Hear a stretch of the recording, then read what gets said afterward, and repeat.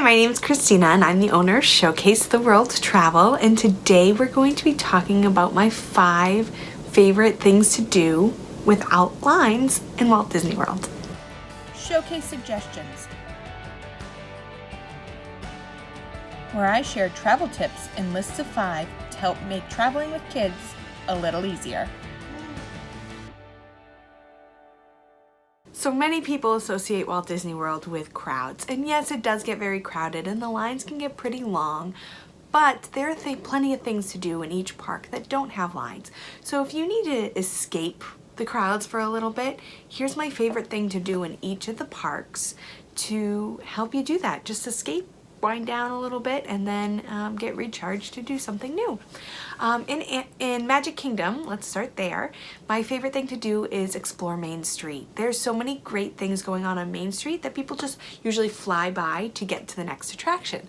So stop, watch the trolley show. That's probably one of my favorite things at Walt Disney World. The Dapper Dans, the Streetmosphere characters, the citizens of Main Street that come out.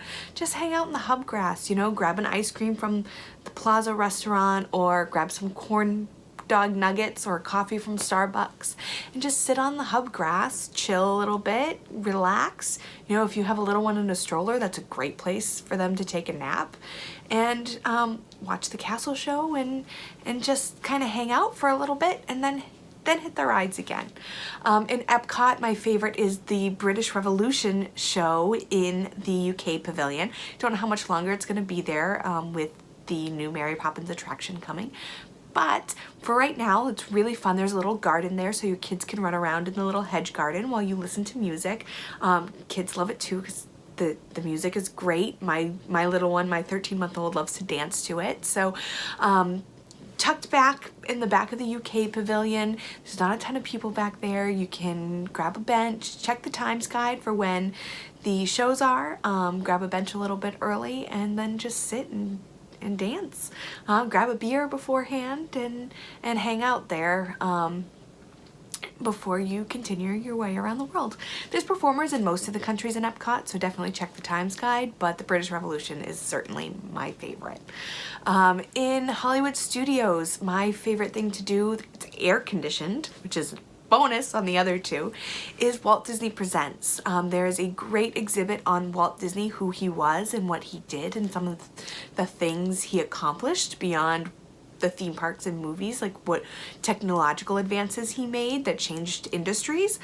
So that's really cool to introduce your kids to the man that was Walt Disney. There's also usually a theater in there that does previews of movies. I like it better when they do the story of Walt Disney as opposed to the movie previews, but you can sit down and get out of the heat and away from the crowds there at Hollywood Studios.